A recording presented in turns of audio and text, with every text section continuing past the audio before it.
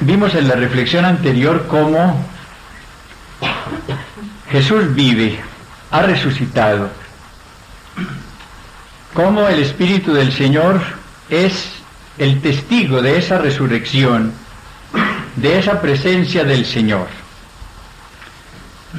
Pero esto quedaría también como una verdad para admirar si no vemos en un segundo paso cómo ese Jesús resucitado es nuestro Salvador personal, es el Salvador de toda nuestra persona y de todos los hombres. Cuando citamos esta mañana las palabras de San Juan, cuando habla del Paráclito, Él dará testimonio de mí, dijimos que Él daba testimonio de dos aspectos del Señor. Primero, Jesús, como su nombre lo indica, el Salvador, y luego Jesús el Señor. El testimonio que el Espíritu da en nosotros de esa salvación de Jesús, testimonio que a la vez nos convierte en testigos de esa salvación de Jesús, nos libera también de narrar únicamente lo que Jesús hizo como Salvador, creyendo que se trata de una etapa del pasado, de la cual únicamente vamos a tener recuerdo ahora, y que la salvación actual del Señor no es la misma que Él realizó, sino que queda limitada, por ejemplo, al área espiritual, al perdón de los pecados. Para mí una de las ideas claves de la palabra de Dios es la que encontramos en la carta a los Hebreos. Jesucristo el mismo ayer, hoy y por los siglos. Cuando uno no mira a Jesús como a una persona del pasado, sino que está convencido por experiencia de que Él vive hoy, el mismo, que actúa ahora de idéntica manera, que tiene el mismo poder y el mismo amor que aparecen en el Evangelio, y que así será siempre. Si uno no llega a esa convicción, no podrá dar testimonio de Jesús como Salvador. Podrá ser historiador de Jesús Salvador. Y podrá limitarse, como a veces nos sucede, a narrar, por ejemplo, todo lo que Él hizo en el campo del espíritu, en el campo corporal, en el campo de la liberación, en el de la sanación interior. Pero no estaremos hablando del Jesús que hoy es el Salvador también de todo el hombre. El ministerio sacerdotal, el ministerio de la vida religiosa, el ministerio laical, se enriquece y llega a tener una amplitud verdaderamente maravillosa cuando las personas se convierten en testigos de un Salvador de todo el hombre, hoy, y de un Salvador actual de todos los hombres. Para mí esta es también, junto con la anterior, la idea fundamental de la renovación. La renovación consiste en darnos a un Jesús nuevo, en renovar en nosotros la realidad de Jesús y en renovar por lo mismo nuestras relaciones con ese Jesús resucitado y Salvador que después se constituye en Señor de nuestras vidas. Les advierto, sobre todo a los sacerdotes, que esta visión y el obrar después de acuerdo con esta visión complica enormemente el ministerio, pero lo complica en el sentido de que enriquece de tal manera las posibilidades y las personas van buscando tanto en el sacerdote como testigo de esa salvación del Señor que no le va quedando tiempo a ese sacerdote para otras cosas. Recuerdo que uno de los sacerdotes de la diócesis el año pasado decía precisamente lo que acabo de citar. A mí se me ha complicado la vida, pero lo decía con alegría, porque yo antes de entrar a la renovación tenía tiempo, claro, para el ministerio, pero después me quedaba bastante para ir sobre todo a pescar. Trabaja cerca de la represa de Guatapé, y él decía, podía disfrutar de varios días para esta pesca que me gusta mucho. Pero ahora cuando he entrado a la renovación y las gentes se dan cuenta de lo que yo puedo darles, ya no me dejan tiempo para ir a pescar. Pues a los apóstoles les sucedió eso. Antes de Pentecostés pescaron mucho, aún después de la resurrección. El Señor tiene que irlos a buscar a la orilla del mar.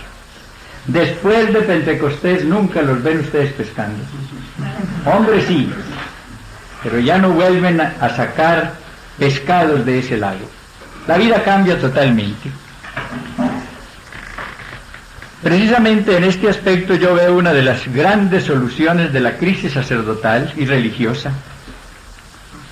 Muchos sacerdotes han entrado en crisis, y lo mismo sucede a religiosas, porque dicen, yo no encuentro qué hacer ahora en mi ministerio.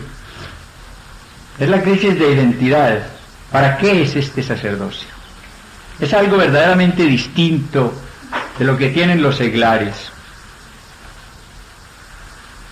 que es propiamente lo que me corresponde. Y muchos como que no encuentran qué hacer, y por eso han ido a buscar, por ejemplo, profesiones seculares.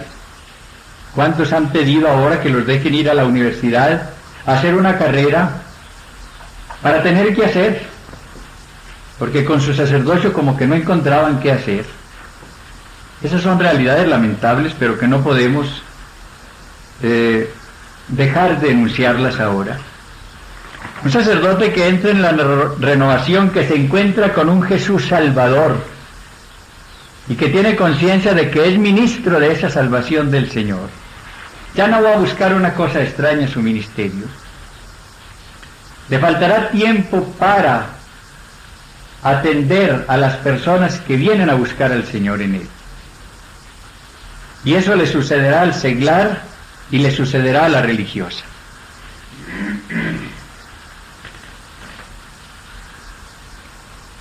Veamos cómo aparece Jesús en el Evangelio en este aspecto de Salvador, para que hagamos después la aplicación de lo que debe ser ahora. En las palabras que acabamos de leer del Evangelio de San Lucas, aparece como el ángel lo que anuncia en aquella noche de Navidad, lo que va a producir gozo a todo el pueblo, es que ha nacido el Salvador. Ya el ángel había dicho a José, le pondrás por nombre Jesús, que quiere decir Salvador, porque él salvará al pueblo de sus pecados. El gran anuncio de Navidad es ese: ha nacido nuestro Salvador hoy. Pero no olvidemos que es el hoy mesiánico. El hoy mesiánico tiene cumplimiento en cada momento de la historia. Como hace 1900 y tantos años los ángeles dijeron, hoy ha nacido vuestro Salvador, cuando se dirigían a unos pastores. Hoy, en este día de julio de 1977, los ángeles nos dicen a quienes estamos aquí en esta sala, hoy ha nacido vuestro Salvador. El Salvador nace todos los días para nosotros. Y ese es el anuncio que nosotros como profetas debemos llevar a todas las gentes. Estamos frente al Salvador, a un Salvador que hoy vive para nosotros, está con nosotros, quiere salvarnos. ¿Qué áreas abarca esa salvación de Jesús? En el Evangelio aparece primero el área del pecado. Él salvará al pueblo de sus pecados. Cuando el Bautista lo señala, lo hace con estas palabras: he aquí el Cordero de Dios que quita el pecado del mundo. Jesús sabía que el mayor mal del hombre era el pecado, que la necesidad mayor que tenía el hombre era la de la salvación del pecado. y por eso viene a lavar con su sangre ese pecado. Pero no es únicamente la limpieza del pecado lo que Él hace. La justificación, sabemos nosotros, es mucho más rica. Destruye ese pecado que es muerte y nos da la vida de Dios. Vine, dice, para que tengan vida y la tengan en abundancia. Y el área del alma, del espíritu, recibe la salvación como liberación del pecado y como donación de la vida divina. A todos los que le recibieron les dio el poder de llegar a ser hijos de Dios. Y nuestra gran alegría ahora como cristianos es ante todo esa. Saber que hasta este punto nos ha amado Dios, hasta querer que nos llamemos y seamos sus hijos. Y Jesús da la primacía a esto. Ustedes recuerdan cómo cuando le traen al paralítico para que lo alivie corporalmente, Jesús, que conoce la realidad de esta persona, se da cuenta de que tiene una parálisis peor que la corporal, la del pecado, y lo primero que hace es sanarlo del pecado. Hijo, tus pecados te son perdonados. Y él habla de la alegría que hay en el cielo ante todo por la conversión de un pecador. Y él dice que ha venido a buscar a los pecadores y no a los justos. Y a él no le importa que lo critiquen, por ejemplo, cuando entra a comer en la casa de un pecador que se llama Zaqueo. A él le interesa ante todo conquistar a este pecador, realizar la salvación del pecado en esta persona.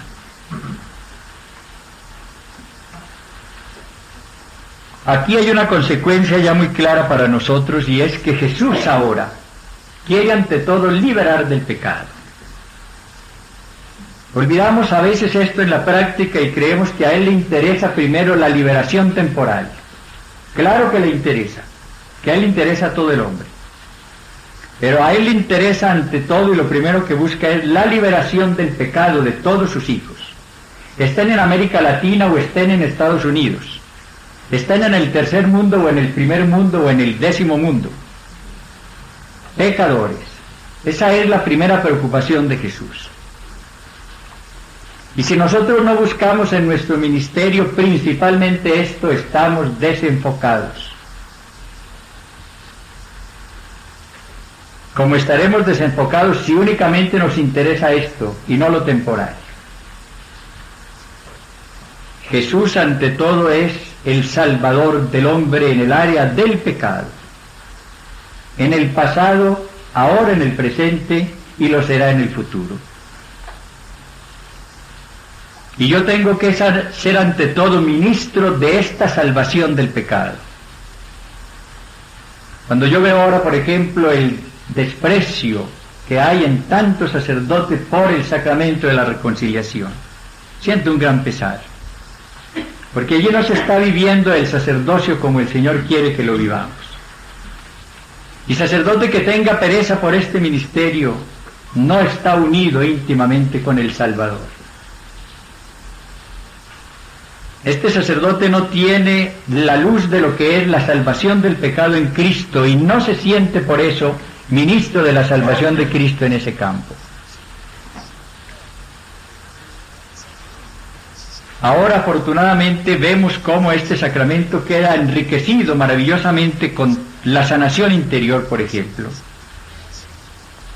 Y cuando el sacerdote trata ya en esa línea de una reconciliación renovada, claro, se liberará de la monotonía que ha tenido la administración de este sacramento en la forma tradicional. Ya no será el cuanto hace 5 credos de penitencia y vaya en paz, sino que habrá un verdadero encuentro con la persona para que el Señor realice esta liberación primero del pecado y luego de una de las secuelas peores del pecado, la enfermedad del corazón.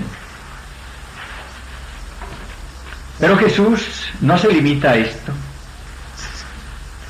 San Atanasio nos dice que Jesús es el Salvador de todo el hombre, no solamente del alma, añade, y de todos los hombres.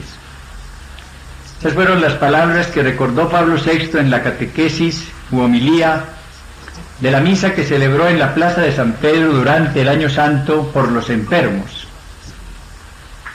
Él recordó esa verdad, cómo Jesús es el Salvador integral. Así aparece en el Evangelio y así es ahora. Uno ve cómo Jesús salva también, extiende su salvación a los cuerpos enfermos, no se limita a las almas enfermas. Si nosotros suprimimos del Evangelio todos los pasajes en los cuales se narran las curaciones físicas de Jesús, nos quedaremos con muy pocas páginas, porque muchas de ellas, sobre todo en San Marcos, están dedicadas a describir el ministerio de sanación física de Jesús. Toda clase de enfermedades. Sana de toda enfermedad y de toda dolencia, dirá San Mateo. Los evangelios, después de describirnos las sanaciones individuales, nos dirán cómo, en determinadas ocasiones, traen a Jesús todos los enfermos de la región y Él los sana a todos, impone las manos sobre ellos, nos dice el Evangelio, y los sana. Las gentes sabían esto, sabían que de Él salía un poder, como dice el Evangelio, que sanaba a todos, y por eso le traían estos enfermos. Sabían que Jesús tenía dos cosas: un poder maravilloso para sanar y un amor infinito para sanar. San Mateo nos dirá, cuando describe este aspecto de Jesús, que Él tomó sobre sí nuestras enfermedades, citando a Isaías. La maravilla de Jesús es que coloca sobre sus hombros primero nuestros pecados, pero después nuestras enfermedades y dolencias. No nos dejemos desorientar con ideas de que allí se trata de mitos y no sé qué cosas por el estilo. Desencarnarnos a un Jesús, ponernos a un Jesús que no tiene sensibilidad humana, es adulterar tremendamente al Señor.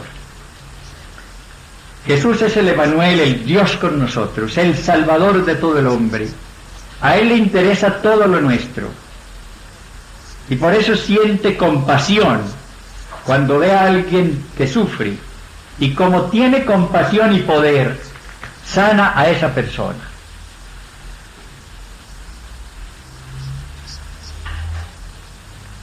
Toda enfermedad y dolencia es curada por Jesús, porque es también el Salvador del cuerpo. Hoy Jesús, que es el mismo, se interesa también por esta parte nuestra. Y Él quiere realizar esta salvación corporal por ministerio nuestro. Importante para nosotros es distinguir esas dos verdades. En su tiempo antes de su Pascua, Jesús personalmente realizaba la liberación del pecado y la sanación corporal. Esto ahora lo hace en la Iglesia y por la Iglesia, o sea, por ministerio nuestro. Él ahora perdona pecados a través del ministerio del sacerdote, por ejemplo, en el sacramento de la reconciliación. Y comunica también la sanación corporal por ministerio de su Iglesia, a través de sacerdotes, de religiosas, de seglares, que crean en su poder salvador y se presten a ser ministros de salvación corporal.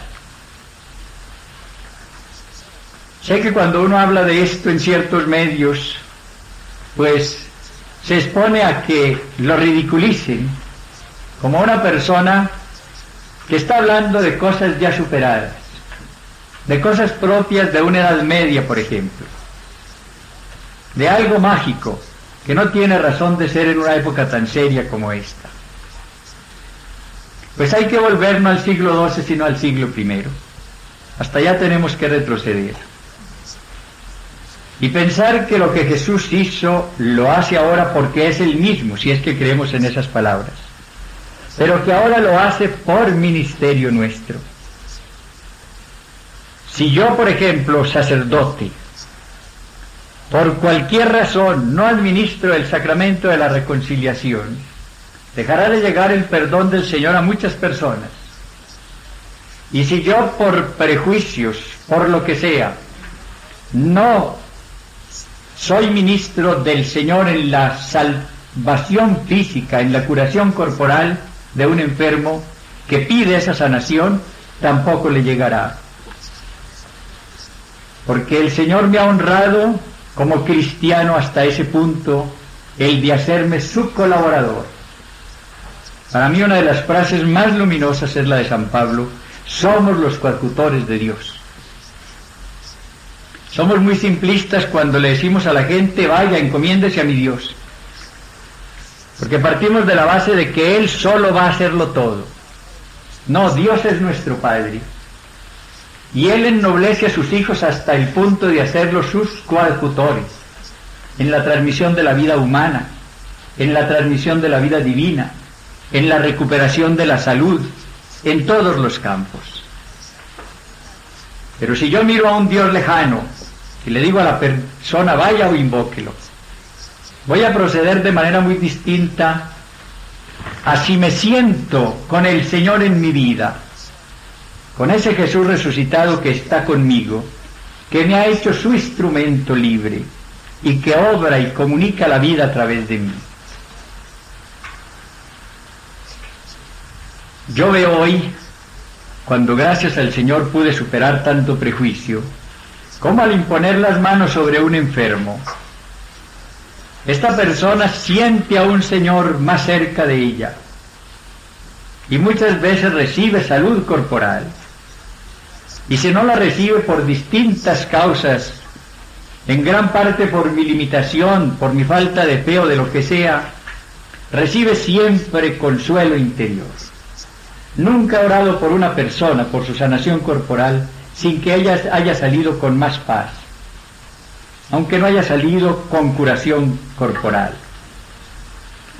Pero tengo que decir que el Señor hoy también en la Iglesia está realizando la sanación de los cuerpos por el ministerio de sacerdotes, de religiosas y de laicos que creen en el poder y en el amor del Señor.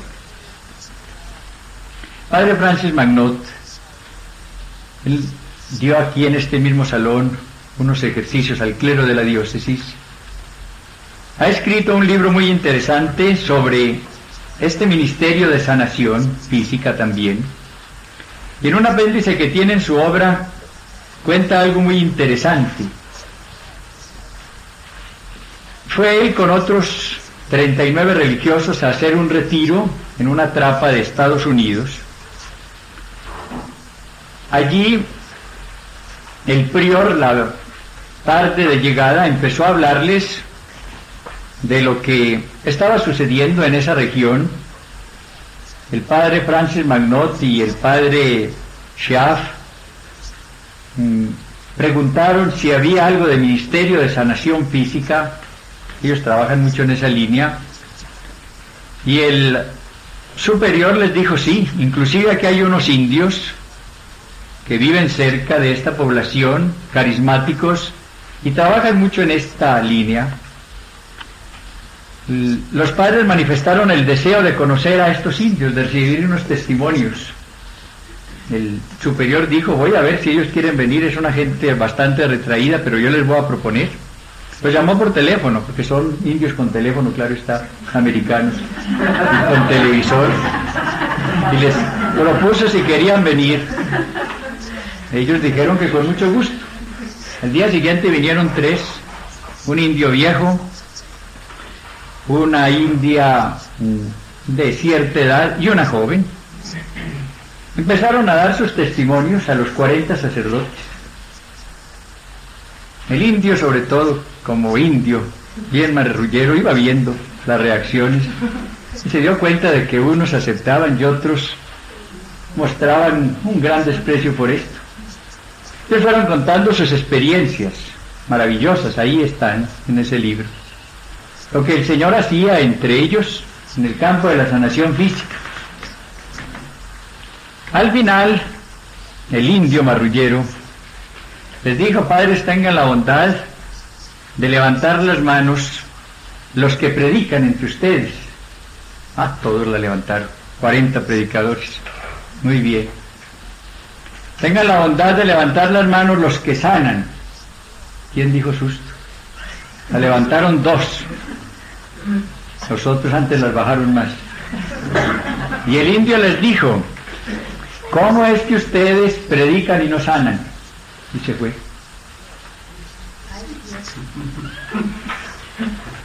La pregunta tremenda: ¿cómo es que un sacerdote que es ministro de Cristo predica y no sana? Para mí esa pregunta también es fulminante. ¿Dónde consta que el Señor me envió únicamente a ser parte de su ministerio, a predicar, y no a otras cosas?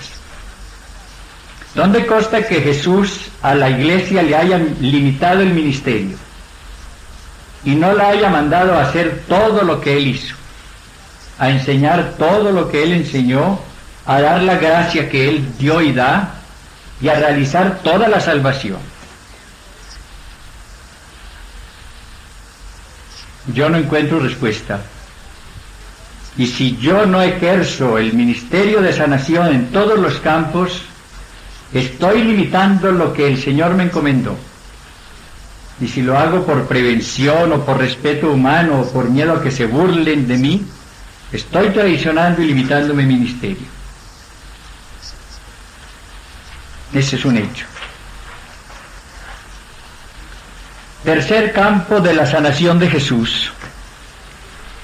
Uno importantísimo: Él sanaba los corazones atribulados. Perdonaba el pecado, sanaba el cuerpo. La enfermedad es secuela del pecado, pero Él, que conocía todo, se daba cuenta como ninguno del dolor que había en el corazón de las gentes. Y Él vino, como ya lo había anunciado Isaías, también a sanar los corazones atribulados, a vendar sus heridas, como dice también el Salmo. Y si suprimimos también los capítulos del Evangelio dedicados a la sanación interior, lo recortaremos todavía más. Es lástima que se nos hubiese hablado tampoco de este tema. A mí nunca me dijeron en el seminario que había sanación interior y que Jesús sanaba interiormente. Lo descubrí muy tarde, desafortunadamente. Felices los que lo descubren ahora pronto, porque podrán enriquecer más su ministerio.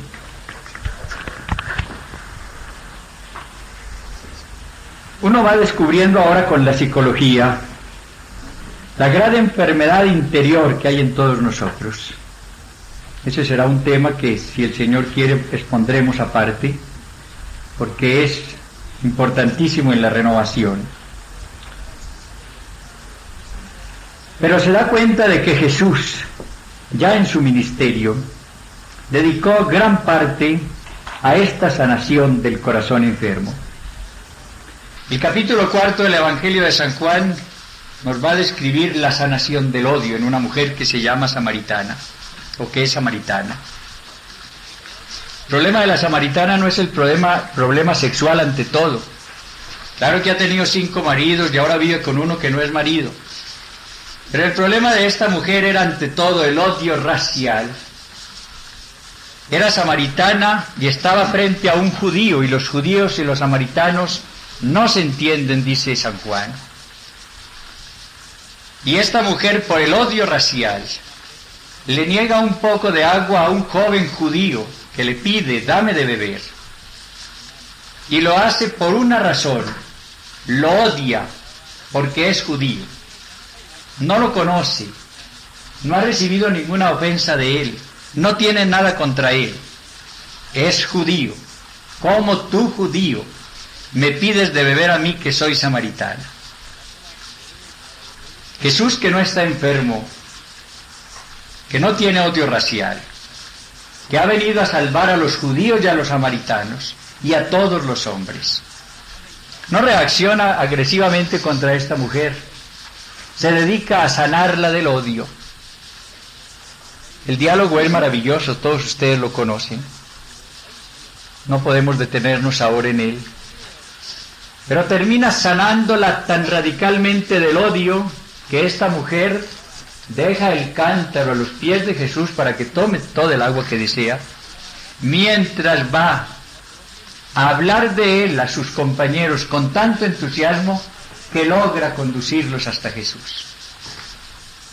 Es algo maravilloso el cambio, la sanación interior de esta samaritana. Ustedes abren un capítulo como el 19 del Evangelio de San Lucas. Encuentran a un hombre físicamente, yo creo que muy sano, no se habla de ninguna enfermedad física, se llama Zaqueo, pero es un hombre que tiene una gran enfermedad interior, la avaricia. Este hombre afortunadamente tiene la gracia de desear ver a Jesús, de ser invitado por Jesús para estar con él en su casa y de entablar otro diálogo de salvación con Jesús. Y a través de ese diálogo el Señor lo sana de una raíz tremenda de pecado, la avaricia. ¿Qué es lo que dice este hombre al final del encuentro con Jesús? Doy la mitad de mis bienes a los pobres. Y si he quitado algo a una persona, le voy a devolver 4 veces lo que le quité. Sanación total de avaricia. Y así pudiéramos seguir citando casos. Jesús, que es el mismo, hoy está realizando en la iglesia la sanación interior. Él personalmente, porque Él es quien hace todo en la iglesia, pero en gran parte por ministerio nuestro.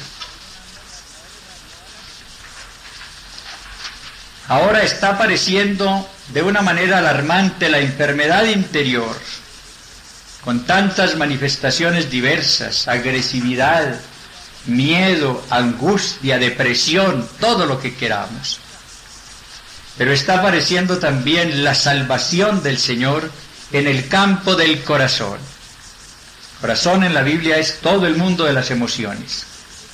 Todo esto lo está sanando actualmente Jesús. Y las personas que van descubriendo esta maravilla, primero están ellas consiguiendo progresivamente su sanación interior. Sanación interior no es un momento, sino un proceso. No es el fruto de un instante, sino el resultado de un largo proceso. Y estas personas después se están convirtiendo en canales a través de los cuales va llegando la sanación interior a muchas vidas. Porque Jesús ahora es también este Salvador del corazón, del alma, del corazón, del cuerpo. Y hay otro aspecto, hay que abreviar, de la salvación de Jesús, y es el de la liberación del demonio, de la opresión demoníaca. Ahora tanto se ríen de ese tema. Como lo dice muy bien el autor que trata este tema en Sacramentum Mundi, la gran astucia del demonio ha sido la de hacer creer que no existe.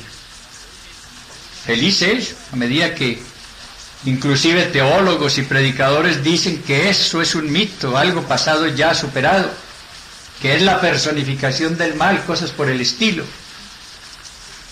que no hay que creer ni en tanto microbio ni en tanto pecado, como decía otro de ellos. Lo serio es que el demonio existe, ya ha existido, que Jesús conocía esta realidad y por eso parte de su ministerio la dedica a liberar del demonio, de la opresión demoníaca. Si quitamos estas páginas también consagradas a estos relatos, recortaremos mucho más el Evangelio. Que lo que él hizo en ese momento lo hace ahora.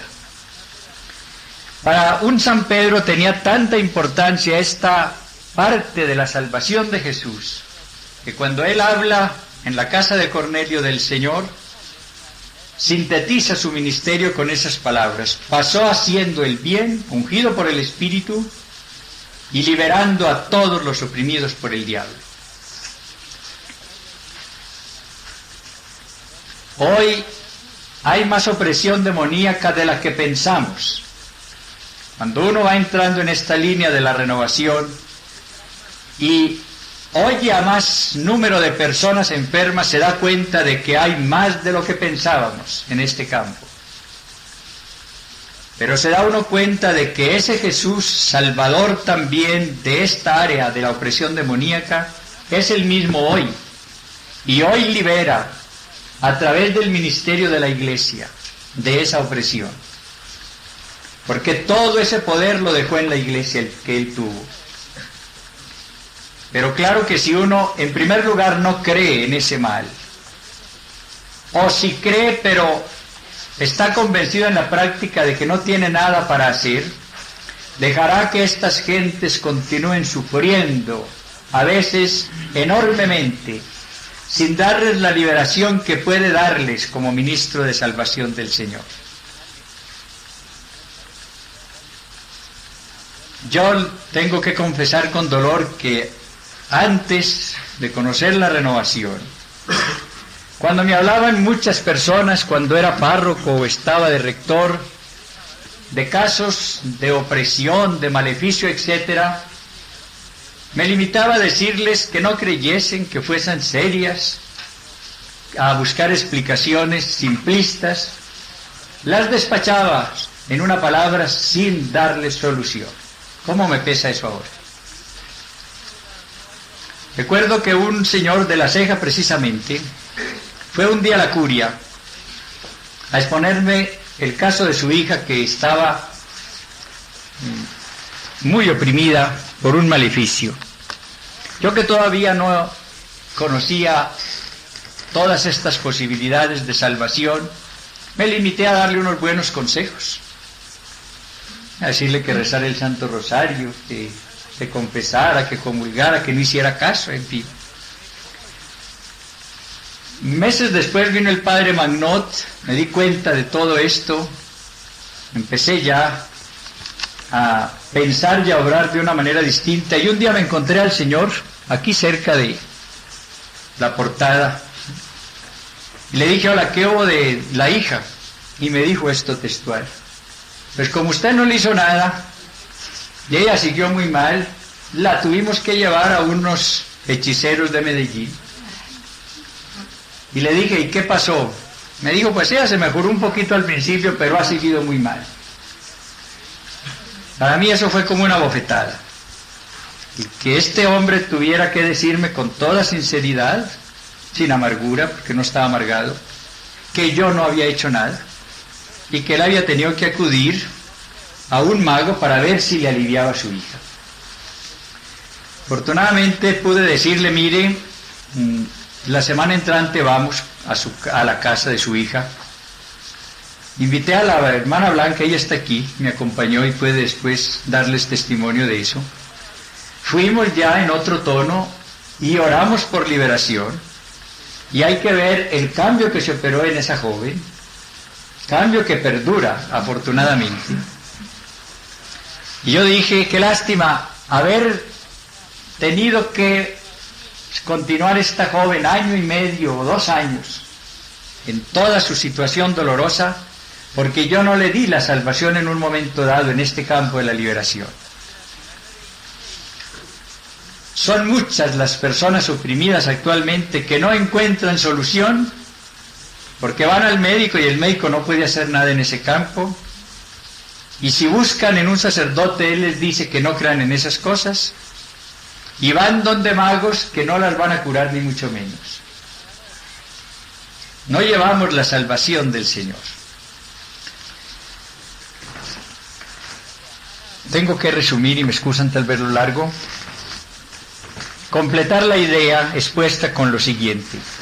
Ese Jesús que hizo todo lo que acabamos de resumir, la salvación en todas estas áreas, envió a hacer eso mismo. Ustedes encuentran en el Evangelio cómo dice a los 12 y luego a los 72, que vayan, prediquen que el reino ha venido, sanen a los enfermos y liberen a los que están oprimidos por el demonio. Y los apóstoles y los 72 van y hacen lo mismo.